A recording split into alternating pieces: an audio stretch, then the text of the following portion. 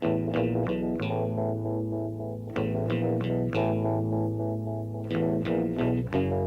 to you, my trusted friend. Welcome to Shoestring Radio Theatre. We now present Eternal Friends, written by Marvin Albert, directed by Alan Caylow, and produced by Monica Sullivan at the Ray of Light Theatre in San Francisco. Hearts and skinned our knees. Goodbye, my friend, it's hard to die.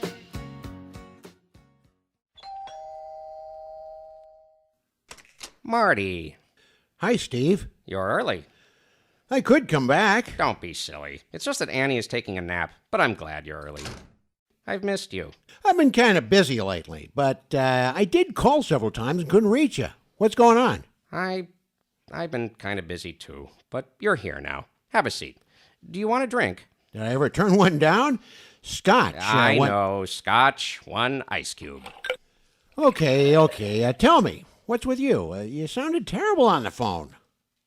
I want to ask you, What? do you ever think about dying? What are you asking me? Do you ever think about dying? Why, are you having chest pains? No, but... What's there to think about? You die, they put you in a box, they put the box in a hole, and then they cover you up with dirt. And that's it? Why, do you know something else? No, I don't know anything else. It's just that... Is this because Jack Markham died? Jack died? 2 weeks ago. I didn't know. What happened? What happened? He died. They're all dying. All our friends are dying. You and me, we seem to be the only ones left. How long have we known each other? Since we were 9 years old. So, what's your point? My point is, I've known you for a long time. I've had a lot of friends, and now you're the only one left. So that's why you're thinking about death? It's just that I'm ready. You're ready? You want to die? No, I don't want to die. I'm just ready. I did my dash. Your dash? What dash? What are you talking about? On your stone, they put the day you were born and the day you died, and in between, they put a dash. That's everything you've done from the time you were born until you die. That dash represents your life, and I've done my dash. There's nothing else I want to do. You? You never did anything. You never went to Greece, you never went to Australia, you never even went to Hong Kong. I went to all those places, and I'm still not ready. You came back from Hong Kong bragging that you bought 4 suits and 10 shirts for under $300, but it cost you $5,000 to get there. I'm not interested. I've done my dash, thank you. How many years have I known you? How could you forget? I told you, over 65 years, that's how long. That's a long time. I've known you longer than anyone else, even Annie. That's all I have now, you and Annie. In the whole world, I just have you and Annie. Your father died when you were young, didn't he? I was 8. What's this all about? So, how did you feel when he died? What kind of a question is that? I want to know.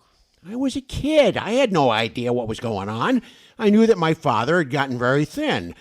One day he asked me if I remembered what he looked like before he got so thin. I said I did, and he told me that's the way I should remember him.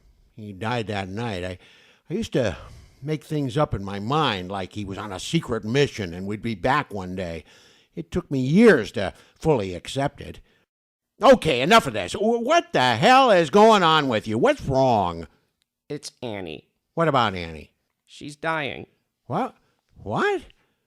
When did you find out? We found out last week.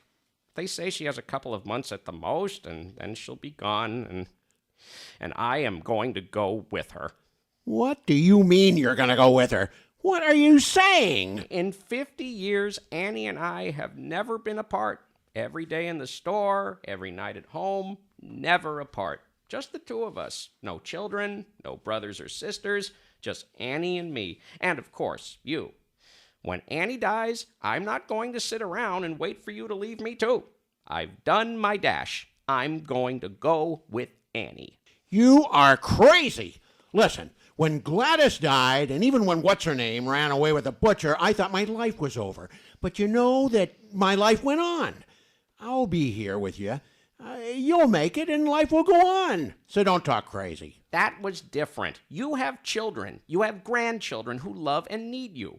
That was different. I gave this a lot of thought. No, you didn't. You couldn't do that to me. You would leave me too. You said it yourself. You're my only friend, the only one left. Don't you dare do this to me. I'll be there for you. I'll help you. Does Annie know what you're thinking? No, she has enough on her mind. She would never want you to give up. She would want you to live and be happy and get on with your life. You know she would. It's not about her, it's about me. She's so brave. She said that the only thing bothering her now is who's going to take care of me. She even said that after an appropriate time, she wants me to marry her cousin Shirley. Shirley? She wants you to marry Shirley? Why? She thinks Shirley would take care of me. And listen to this. She wants me to go back to playing golf. You believe that? Of course I believe it. She wants you to be all right, and so do I. How can I be all right if she's dying? She has to know what you're thinking. Well, let me talk to her. No. I'm making you my priest, and this is a confession. Totally privileged. You say nothing about this conversation. Understand? I understand, but I don't like it. We at least talk to a doctor. You're my doctor, and my priest, and especially my best friend. I'll talk to you, and that's it. You know, in all these years, we've never had a fight. And in all these, 60-something years, you've been my best friend. So keep on being there for me. Okay? Of course. I'll always be there with you, but you're not thinking straight. You have to know that you're not thinking straight. How can I think straight when Annie's dying? I can't believe this is happening. How could this be? Hello, boys. Talking about me? Yes. No. Yes? No? I think yes. I think Steve has just dropped the bomb on you. Oh, Annie, I'm so sorry. I know.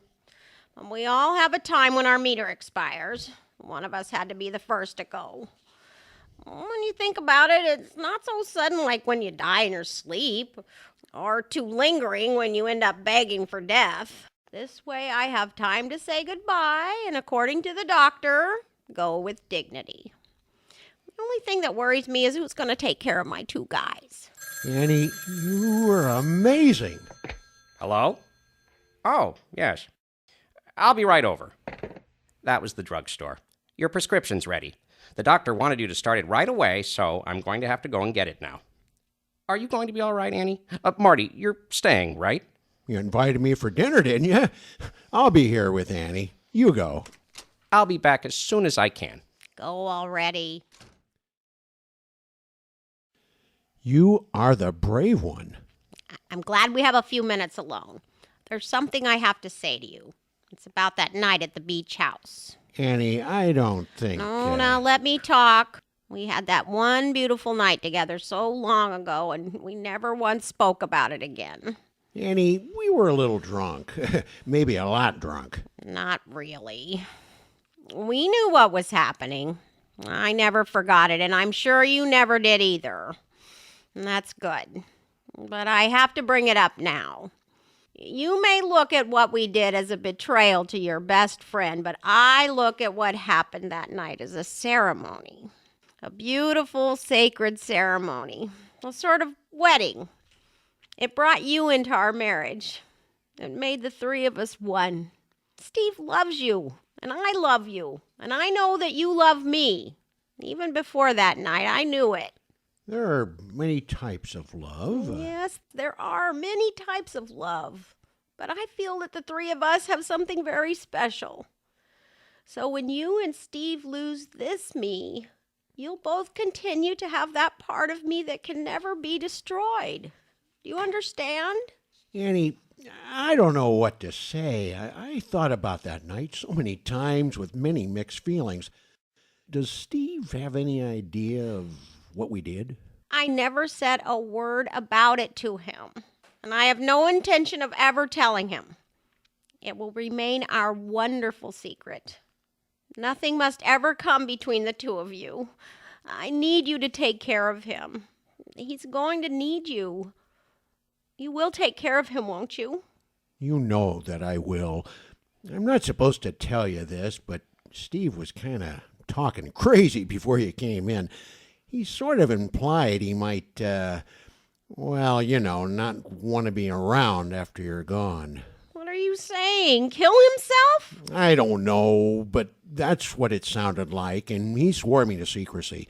I'm sure he wouldn't do anything that drastic, but I thought you should know. Of course I should know. I have to straighten him out. Right, but I don't want him to know that I told you, but maybe it will come up in conversation. Oh, sure. Like, hi, honey, how do you feel? I'm going to kill myself when you die. Is that the kind of conversation you're talking about? I'll handle it. Annie, I've got to tell you that you seem very casual about this situation. I don't know how you can be so accepting. You're amazing. Not really. I just figured, why waste time on self-pity? I think I'm becoming a philosopher. But I'm okay with it now, really. Are you going to be okay? Yeah, I don't know. It really hasn't sunk in yet. This is the first time since we left the doctor's office last week that Steve and I have been separated. He has been hanging over me and doing everything for me. He loves you. I know. Imagine living with me for more than 50 years and still being in love with me. Wow, what a man. It is hard to imagine. Steve also said that you wanted him to marry Shirley? What the hell was that all about? It was my way of giving him permission to go on living after I'm gone. She'd have him in a minute, but there is no way he would want to live with her. I know that 2 weeks after I'm gone, the brisket brigade will begin. He would make one of those old ladies happy. How about you? After Myrna left, did all those desperate women come running around? You were a lot younger then, so it must have been easy pickings. Well, it was pretty wild. I never told Steve all the details of my bachelorhood. I didn't want him to get any ideas, but it was nice for a while. But you never found anyone, shall we say, permanent. No, I'm happy keeping it casual. And besides, after that night at the beach house, no woman really could ever... That's enough. This conversation is getting too hard. I know you're trying to keep it light, and I was trying to keep up with you, but this is really starting to get to me. So let's try another subject. Okay. Let's talk about my funeral. Annie, stop it. I really can't handle any more of this. It's killing me. Sorry. Look, I don't want to die, but it's reality. And fortunately or unfortunately, I do have some time to think about my lack of future. There are things I want to say and things I want to do, so humor me. Allow me to decide when to keep it light or get heavy, okay? It's just that... Look, I am the star of this drama, and I choose the conversation. I'm sorry. I really want to hang around with my two best guys, but I can't, and I'm angry. Thank you. I feel better now. I'm back to Let's Pretend. Are you all right? No, I'm not all right, but if it makes you feel better, I'll become all right. I'll do whatever it takes to help you through this. You know that, don't you? Yes, I know. But it's more important that you take care of Steve. Will you do that for me? Of course, you know I will. I hate to ask, but what will happen? I mean, as far as pain is concerned. That's what the medicine is for. I'm no hero, but it's inevitable and I have a choice. I chose to go out with a smile. I just hope that my two guys can get with the program. You're asking a lot, but I'll try. I'm not as brave as you, but I will try. Well, that was fast. Did you run all the way? No, I walked into the drugstore and it was at the counter ready for me. What? What's going on? Marty told me that you were going to kill yourself. What? So much for being my priest. You're fired. I should fire you as my best friend, too. Why would you tell her that? He told me that because he is your best friend. Look, I am 75 years old. No one in my family ever lived past 60. I can't accept this. But you have to stop this stupid talk about killing yourself. He had no right to tell you that. You had no right to tell her. What is wrong with you? You're supposed to be my friend. And that's exactly why I told her. First of all, I would never Okay, stop it! Both of you. He shouldn't have told you. That's all I'm saying. He shouldn't have told you. I've written a letter. It's in my dresser. I spelled out exactly what I would like after I've, shall we say, traveled on. Annie, please. I think I've had enough for one day. Can't this wait? Why should it wait? We're already talking about it, so let's finish the subject. See it all in the letter, but I'll get to the bottom line. I want to be cremated. Oh, Annie, come on. No, listen. Listen to me. After a reasonable amount of time, like a month or two, I want the three of us to go on a cruise to a nice warm island. We'll sit on the deck at a table with a bottle of champagne. You, Marty, and me. Of course, I'll be in an urn at the time. Annie. No, listen. You're doing this for me. This is what I want. We'll finish the bottle of champagne, and when the time is right, over the deck with Annie's ashes, kerplunk, into the nice warm Caribbean. And that's what I want. This is very hard on me. I can only imagine how Steve feels now. I don't know what to say. Well, just say you'll do it. Just say you respect my last request, okay? But right now, I feel like dancing. Come on, Steve. Dance with me.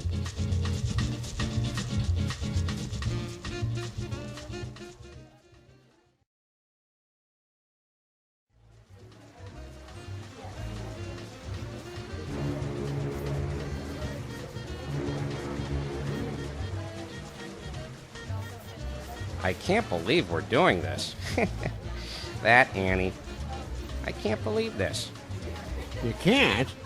I'm still trying to understand how she got me to go along with this. And Annie, here's to you, girl. To Annie. Do you remember what I told you about the number of people who believe in a heaven or something?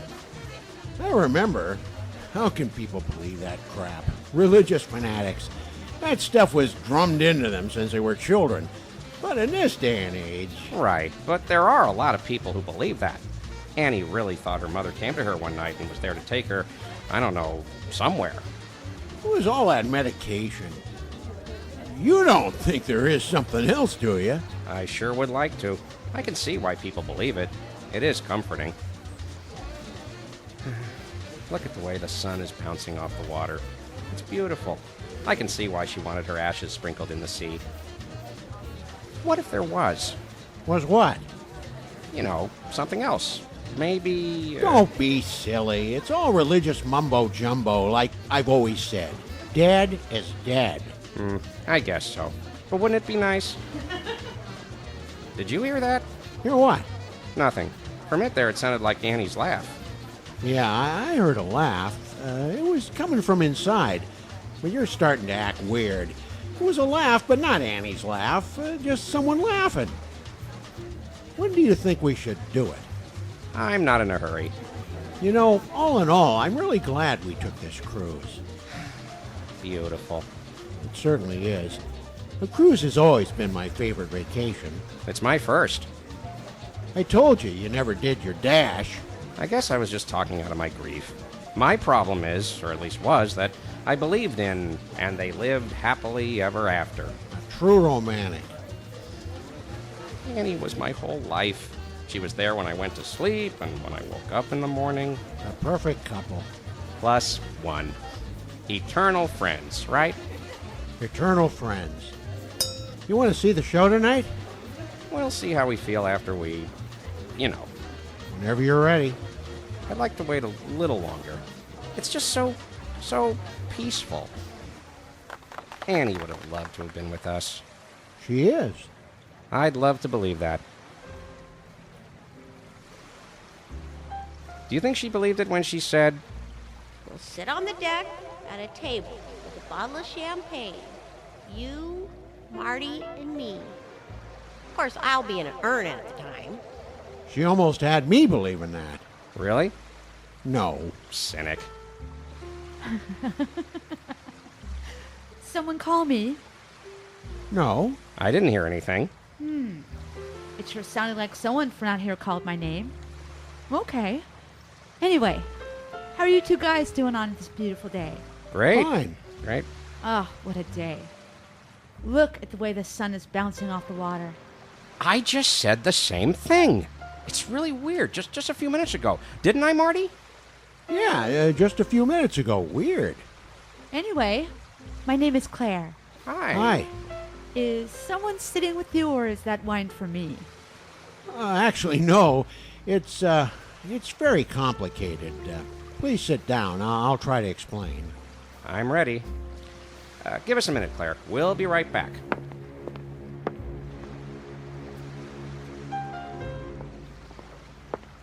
What the... Now, I know that looked a little strange. No, I'm sure this happens on every cruise. It's really very simple. Well, not so simple, but, it's like this. By the way, I'm Marty, and this is Steve. Steve's wife died, and as she requested, we just threw her ashes into the sea. Oh my God. Then she's here. Oh, What? Who's here? Your wife. Her spirit is still here. Oh my God, this is truly a miracle. I don't understand. What are you saying? When a person dies, their spirit is with us until after they are disposed of. I don't believe that. Dad is dead. When did she die? 2 months ago. Why? I knew it. What was the date? March 15th. Why are you asking that? What's going on? There are no accidents. We're all supposed to be like this. Here, tonight. I know you're not going to believe this, but you see, I've had cancer for over a year. It seemed that it was getting worse, but on March 15th, I went into complete remission. Total and complete remission. You understand what I'm saying? No, I do not understand what you're saying. What I am saying is that I was cured. That's when I was told to take this cruise. I did not understand at the time, but now I do. Do what? What are you talking about? Your wife took my cancer away and sent me here to be with you tonight. Whoa! Hold on, Claire. You expect us to believe that? And besides, why would she choose you? I'm not really sure. Maybe we were soulmates in a past life. I don't know. Maybe she was my grandmother. Oh, brother. Here, look at this. I carry this around with me. The letter is dated March 19th. Read this paragraph. Here. Your test results of March 15th confirm that you are totally cancer-free. So now you understand. The spirit of your wife cured me and sent me here to witness her burial.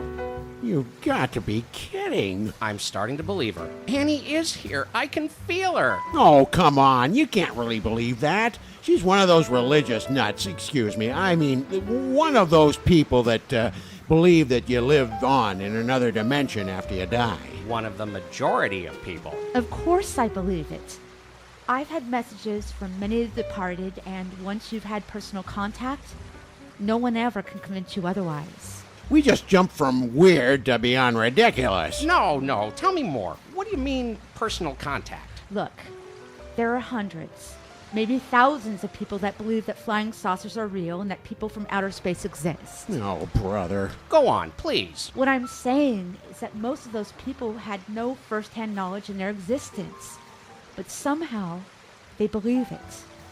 They take it on faith.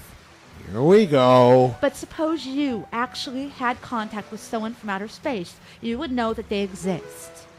You would have witnessed it for yourself, personally, and nothing or nobody can convince you otherwise. And you had seen flying saucers? No, not me.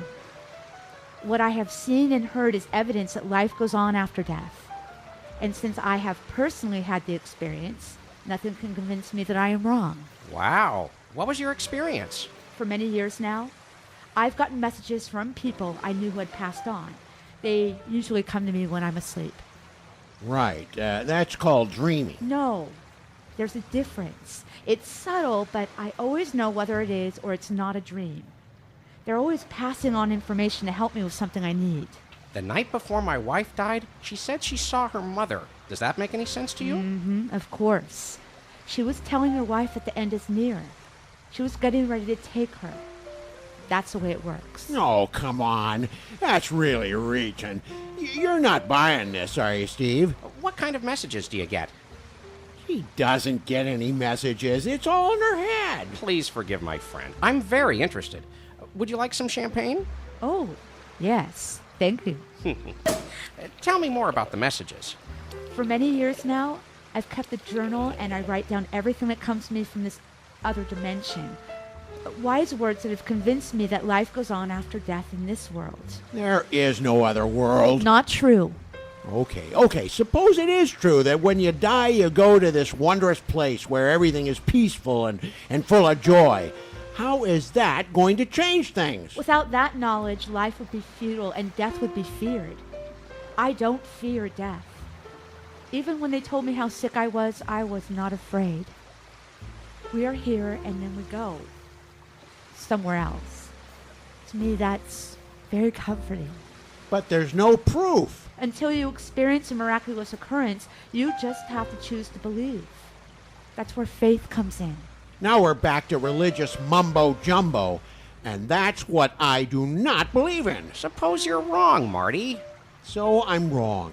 If what Claire is saying is true, then I'll go on to whatever. And if it's not true, I'll never know the difference. It looks to me as though accepting to believe that life goes on is a win-win situation. It's either true or it's not. But here's the bottom line. As I keep telling you, once you've personally experienced the contact, you will never doubt again. Well, until then, count me in as a doubter. Would you tell me more about these messages? How often do they come to you? It doesn't happen often, but I have to say, these messages have guided me for many years. When I'm told something specific, I listen, and the advice has never been wrong. I told you that I was told to take this particular cruise. Now I understand why. I was supposed to be at the burial of the woman who saved my life. Do you really believe that? Come on now, are you telling me that this voice... Inner voice. Okay, inner voice. An inner voice told you to take this cruise and you just did it? Just like that? Just like that. And these messages? Yeah, tell me more about the messages. Sometimes they're very specific, like telling me to go on this trip. And sometimes they're more cryptic, like, does this mean anything? Annie. Annie! That was my wife's name! I was beginning to think that. Please, what was the message? I have no idea what it means. It was simply, call Shirley. Oh my God! Exactly! Please, was there anything else? Actually, there was a second message. The other message was, never forget the beach house. Oh my God! What?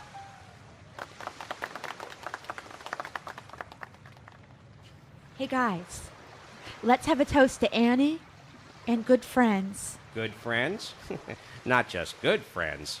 Yeah, here's to Eternal friends. eternal... Marty? Marty, are you all right? Marty? We had joy, we had fun, we had seasons in the sun. That concludes Eternal Friends, written by Marvin Albert, directed by Alan Caylow, and produced by Monica Sullivan at the Ray of Light Theatre in San Francisco. The cast, in order of appearance, was Alan Caylow as Steve, Geof Goddard as Marty, Greeta Ahart as Annie, and LeAnne Rumbel as Claire. Our co-producer was Steve Rubenstein, and our senior associate producer was Alan Caylow. You can write to us, care of our producer, Monica Sullivan, at srt@shoestring.org. Visit our website at www.shoestring.org. For Shoestring Radio Theatre, I'm Greeta Ahart. Thank you for listening. We had joy.